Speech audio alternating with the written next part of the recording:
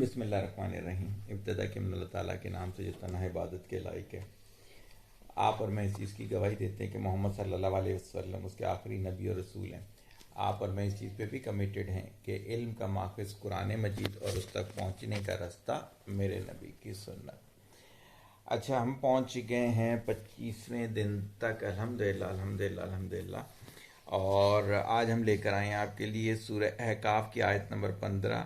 اللہ تعالیٰ فرماتا ہے یہاں تک کہ جب وہ اپنی پوری پختگی کو پہنچتا ہے اور 40 برس کا ہو جاتا ہے تو کہتا ہے کہ اچھا، اس میں سے ہم نے جو پوائنٹ لیا وہ لیا 40 سال کی عمر جو ہے وہ شعور کی عمر کہلاتی ہے، وہ پختگی کی عمر کہلاتی ہے.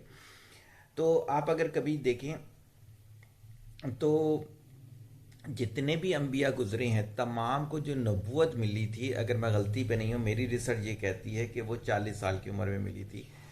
تو ہمیں کیا کرنا چاہیے، اپنی ساری لرننگ کی جو چیزیں ہیں وہ 40 سال تک لے کر جانی چاہیے اور 40 سال کے بعد پھر اس کو امپلیمنٹ کرنا شروع کرنا چاہیے. تو ہم جو بہت جلد بازی کر رہے ہوتے ہیں اس میں ہم اتنے بڑے بڑے بلنڈر کر رہے ہوتے ہیں کہ ہم اپنے ایمان پر کھیل جاتے ہیں. دیٹ وائی کوئی بہت زیادہ جلد بازی نہیں کرنی چاہیے آپ کو. جس کا جس طرح سے حکم ہے اس کو اس طرح سے لے کے چلیں، اور یہ چیز بھی ذہن میں رکھیں کہ کوئی بہت زیادہ دیر نہیں ہو رہی.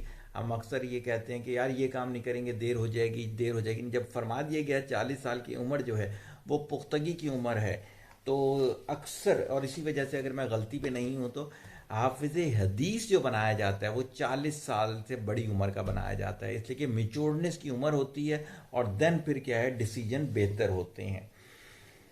اچھا جی، پھر آ جاتے ہیں. ظالم انسان اس روز اپنا ہاتھ چبائے گا اور کہے گا کاش میں نے رسول اللہ صلی اللہ علیہ وآلہ وسلم کا ساتھ دیا ہوتا. ہائے میری کم بختی، کاش میں نے فلاں شخصی کو دوست نہ بنایا ہوتا. یقیناً اس کے بہکانے میں آ کر میں نے وہ نصیحت نہ مانی جو میرے پاس آئی تھی، اور شیطان تو انسان کو عین وقت پر دغا دیتا ہے. سورہ فرقان آیت نمبر 27-29. اب دیکھیں اب پچھتاوے کیا ہوگا کہ اگر ہم دیکھیں تو ہم دنیا کی لالچ میں، جب بھی ہم دھوکہ کھاتے ہیں نا، ہم دنیا کی لالچ میں دھوکہ کھا رہے ہوتے ہیں. صحیح ہو گیا. اگر آپ اپنے اندر سے دنیا کی لالچ کو ختم کر دیں گے تو 10,000 قسم کے دھوکے بالکل ختم ہو جائیں گے. لیکن جو شخص دنیا کی لالچ میں آ کے دھوکے کھا لے گا تو وہ آخرت میں جب دیکھے گا اس کے سامنے نامہ اعمال چلایا جا رہا ہوگا بالکل اسی طرح سے جیسا آپ کی سینما کے اندر فلم چل رہی ہوتی ہے. تو آپ کو سمجھ میں آئے گا یار اس شخص کے بہکاوے میں آ گیا ہے، یار یہ مجھے پیسے کے لیے بہکانا شروع ہو گیا، یہ مجھے رتبے کے لیے بہکانا شروع ہو گیا، یہ میرے جو ہے خوبصورتی اور حسن کے پیچھے لگ گیا. تو یہ سب کیا ہے، دھوکے کی چیزیں ہیں. قائم رہ جانے والی چیز کیا ہے، جو کہ آپ کا اعمال نامہ ہوگا، جو کہ آپ نے اچھے کام کیے ہوں گے، جو کہ آپ نے رب کو راضی کرنے والے کام کیے ہوں گے. شیطان ہر وقت آپ کے ساتھ لگا رہتا ہے. آپ قرآن پڑھ رہے ہوتے ہیں تو کہتے ہیں کہ دیکھو آپ پڑھ رہے ہو دوسرے نہیں پڑھ رہے، آپ کے لیے کیا تکبر لے کر آتا ہے. آپ قرآن پڑھتے ہو دیکھو میں نے کیسا پڑھا. میرے اپنے کئی اسٹوڈنٹ سے ان کو بہت ہی زیادہ حدیث اور اس میں غلطیاں تھیں اور نماز کے طریقے بھی غلط تھے. وہ میرے سامنے دوسروں کی غیبت کرنے کی کوشش کرتی تو میں کہتی تھی بھائی دیکھو تم دوسروں کی غیبت کیوں کرتی ہو.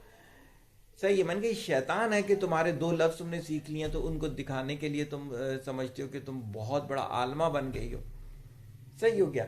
تو شیطان ہر وقت آپ کو دغا دیتا رہے گا اور دھوکے میں رکھے گا.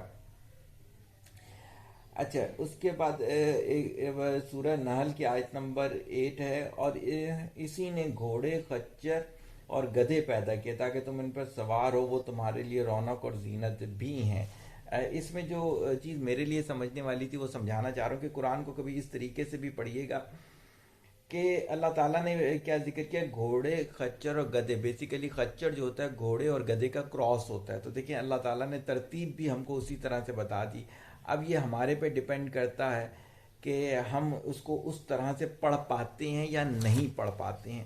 پورا قرآن جو ہے وہ حکمت سے بھرا ہوا ہے، وہ نصیحتوں سے بھرا ہوا ہے، وہ پرسنالٹی ڈیولپمنٹ کے پوائنٹ سے بھرا ہوا ہے. ڈپینڈ یہ کرتا ہے کہ ہم اس کو اس طرح سے پڑھتے ہیں یا نہیں پڑھتے.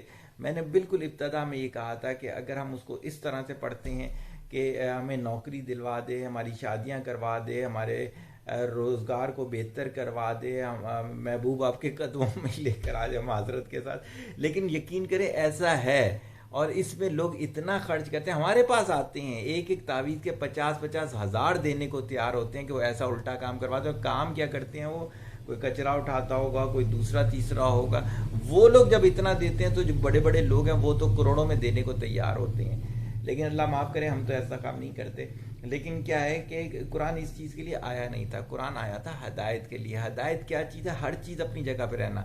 آج ہی میں کسی کو بتا رہا تھا، انہوں نے پوچھا کہ ہمیں کیسے پتہ چلے گا کہ ہم صحیح ہیں غلط ہیں. میں نے کہا جی اگر سکون آئے گا، آپ کے ارد گرد والے سکون میں ہوں گے تو یقیناً آپ صحیح کر رہے ہوں گے.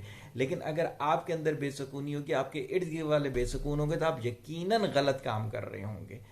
تو اس چیز کو خاص طور پہ دیکھیے گا کہ اس نشئی کی طرح نہ ہو جائیے گا جو کہ خود ہنس رہا ہوتا ہے اور وہ سمجھ رہا ہوتا ہے کہ وہ دنیا کو بیوقوف بنا رہا ہے. حالانکہ بیوقوف تو وہ خود بن چکا ہوتا ہے جب اس نے نشہ شروع کیا ہوتا ہے. دعا میں یاد رکھیے گا. طالب دعا متاج دعا. السلام علیکم.